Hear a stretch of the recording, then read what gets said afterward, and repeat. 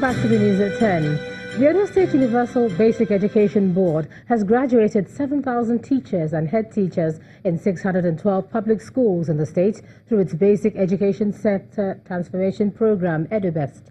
The state governor, Godwin Obaseki, says a budget of 6 billion naira will be committed towards revamping primary schools across the state in the next 6 months. He was speaking at the graduation held at the sports complex of the University of Benin main campus. A lap of honor from these primary school teachers at the sports complex, University of Benin main campus in Benin City, the Edo State capital. Over 7,000 teachers from 612 public schools in Edo State have concluded a digital training in modern best teaching practices. The education sector is set for transformation. The training equips our teachers with requisite knowledge to function optimally in a digital and technology-based school environment. The newfound knowledge will improve learning. Now we no longer okay. We pet them to the best of our knowledge so that they understand what we are teaching them. Not like the analog type. We have few words and the thing is very smart, motivating, captivating and all. The Edo State Universal Basic Education Board, SUBEB, presents its pioneering digital teachers. Edo-based teachers and head teachers are fully equipped with capacities in instructional technology, with each having their own individual computers or smartphones, with which they access daily lessons and also take attendance from the central support system. The present administration places a premium on technology-based educational reforms. From the Paris Club refund, he mandated Edo State to set aside 3 billion naira, which will be matched by another 3 billion naira to revamp and refurbish all our primary schools. So we are going to provide chairs, desks, teaching aids, and we will reconstruct all your classrooms. Courtesy our president, and this will be done within the next 6 months. The Edo Best Basic Education Sector Transformation Edo Best program is one that is designed to guarantee a brighter future for society through quality education. As Nigeria joins the rest of the international community to mark the 2018 World Sight Day, the visually impaired are calling on the federal government to strengthen advocacy and scale up funding for vision care in the country. Students from the Federal Capital Territory School for the Blind, as well as health officials from the Ministry of Health and the Nigerian Optometric Association, embarked on a road walk in Abuja to raise awareness about the increasing risks of blindness. Globally, there's an estimated 253 million people living with vision impairment. 36 million of this figure are completely blind. Since the year 2000, the second Thursday of October is set aside annually to raise global awareness about the dangers posed by various forms of visual impairment and blindness.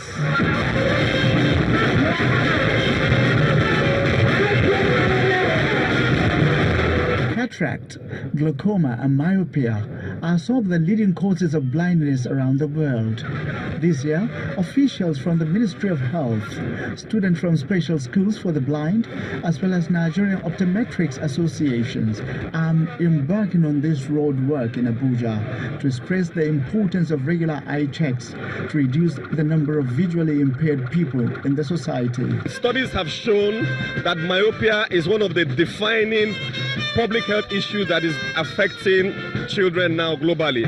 As statistics have shown that in the year 2050, 50% of the world's population will be affected by myopia. By the time myopia is detected, most parents do not think that their children should wear glasses at a very young age. They want their children to grow up before they start using glasses, and that further makes it difficult for us to correct the vision by the time they are much older, because early detection is the key to any health challenge.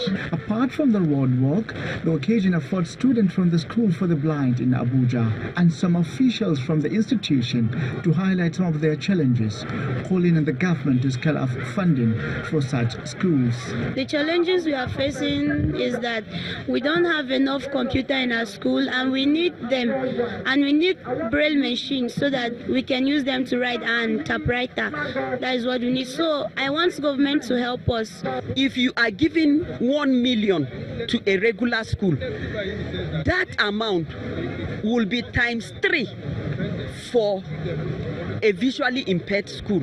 According to the World Health Organization, there is an estimated 253 million people living with vision impairment. 36 million of this figure are completely blind, while the remaining 217 million have either moderate or severe vision impairment. Hence, eye care experts are advocating the urgent need to give the needed care that the eyes deserve. The time has come for Nigerians to build businesses that will stand the test of time. Well, that's the concept behind the Business of Business, a meeting in Lagos for entrepreneurs and startups organized by DIY Law. Our correspondent Mary Alale Yusuf reports. How do you think business is? At what stage do you think? What is the machinery that runs your business? The structure on which it is built, and how can you take care of it? It's the responsibility of panels in the room to teach these things too and share experiences with scores of entrepreneurs and business people in this hall. The money panel talks about getting financing for business.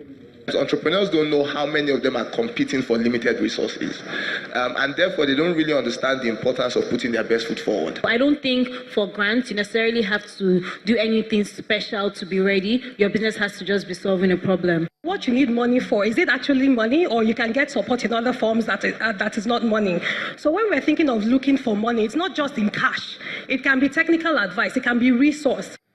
Ladies and gentlemen, she is the moderator. The Innovators panel is all about how each one found a niche. Cybersecurity actually came naturally to us because it was a painkiller business and we developed capacity, and that's how today we support all the banks in Nigeria.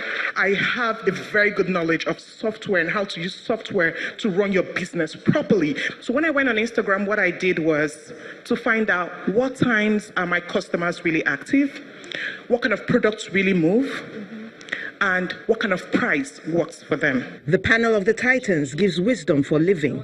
You must find where the gaps are. You must look at how you can define those opportunities or redefine existing opportunities in a way that you create a whole new market. You cannot find a successful, whether illiterate or literate, person who cannot actually sit back and run a calculation of how much money they put in the business and what their returns were. The Titans keep coming back to the same thing: forge good relationships and cherish them. The members of the various panels keep giving with personal consultations at the end of the meeting. Mary Alale Yusuf, Channels Television News. The Cross River State Government is again appealing to the federal government to, as a matter of urgency, speed up processes that will bring about the immediate commencement of construction work on its proposed Bakassi Deep Seaport and the 275-kilometer superhighway projects. The state governor, Professor Ben Ayade, made the appeal in Calabar, the state capital, when he received the chairman and members of the Bakassi Deep Seaport Interministerial Steering Committee in company of the project transaction financial advisor prior to their 3-day fact-finding mission in the state. He urged the group to live up to the expectations in the delivery of the task that will be beneficial to all. There is no way we can progress under the structured Federal Republic, which allows you to do only every other thing that is domestic, but anything to do with maritime, you have to defer to federal government. Because we are truly not federated, as it were. It is obvious that we have to be handheld by federal government if we must make progress. So we found ourselves before you, supplicating for clemency, for understanding that we are not seeking as investors, but for us, it's a fundamental issue of existentialism. The state's existence is being threatened. A state whose allocation is far beneath the monthly salaries of the state. A state that is number 35 in federal allocation out of 36, with number 3 as the most indebted state in the country. Obviously, those statistics confronts any governor, no matter how smart, how intelligent, how rich you are. Let's take a look at some business news for the day. Here's Anne Waudu.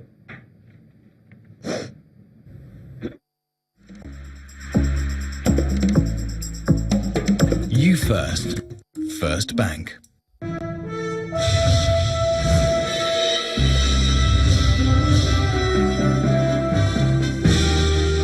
Thanks a lot, Ijoma, and welcome to Business News. The International Monetary Fund has asked the federal government to raise its non-oil domestic revenue. At the same time, the World Bank is calling on the government to intensify investments in education and health in order to improve the nation's development. The suggestions were presented at the separate media briefings at the annual meetings taking place in Bali, Indonesia. Channel's business correspondent Temple Shaju reports. The sessions on Thursday commenced hours after a 6.0 earthquake struck some 158 kilometers northwest from the venue of the IMF World Bank meetings. Condoling with Indonesians, President of the World Bank, Dr. Jim Young Kim, expresses the group's readiness to support the host country. And we're also learning of further loss of life from last night's event. We're working closely with the government, and we've offered our immediate and strong support at the government's request, should it be required. That comment leads to the World Bank's concerns on climate change and the launch of its Human Capital Index, where Nigeria ranks 152 out of 157 countries.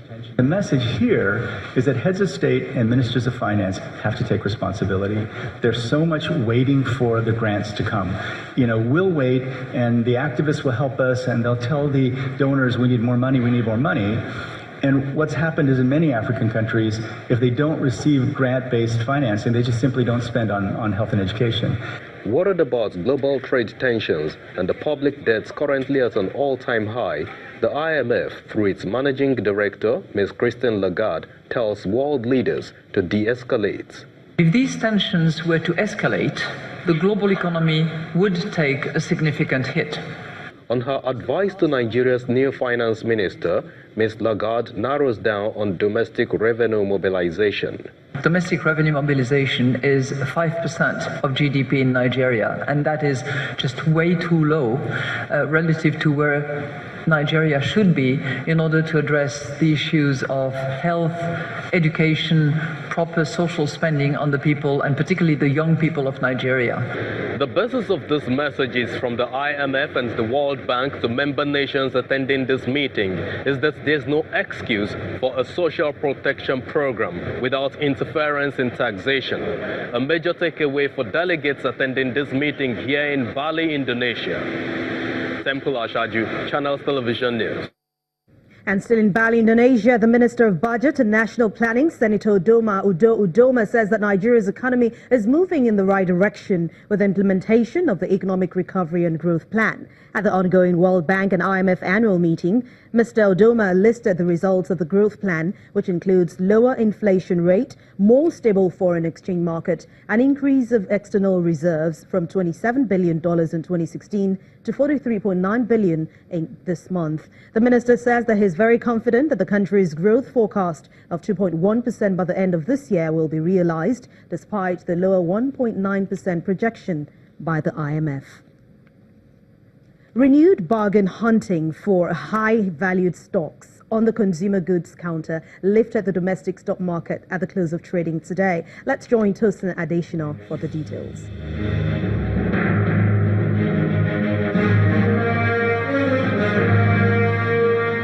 Hello and welcome to the Stock Market Report. After a two-day string of profit-taking, the local equities markets rebounded at the close of today's session, as bargain hunting for Nestle and Dangote Sugar shares contributed to the lone gain from the consumer goods sector. The all-share index rose by the same margin of 0.11%, by which it fell in Wednesday's session to close at 32,417.82, while the equities capitalization recovered 13 billion naira from the previous sell-off. With 15 equities apiece on the price table, Niger Insurance led the gainers up by 10%, while Continental Insurance led the losers down by 9.40%. A total of 146.63 million units of shares were traded for the day in over 2,700 transactions, while the shares of GT Bank, Fidelity Bank and FCMB are the top 3 contributors to the volume. That's the stock market report. I am Tosin Additional. Thank you, Tosin. Major stock markets around the world tumbled for the second straight session, with the Asian indexes being the most affected, following more sell-off from Wall Street. Let's see the numbers for today.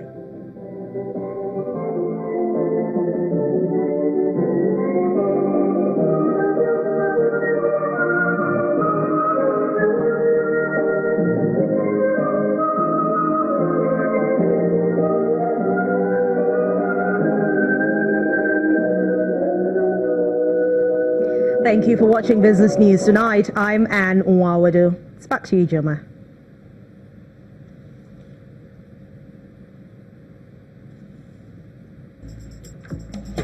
You First. First Bank. Thanks, Anne. Still ahead on the news at 10, Super Eagles coach Guyana Roa warns against underestimating Libya in Saturday's African Cup of Nations qualifier in Uyo. That's on sports. To stay with us.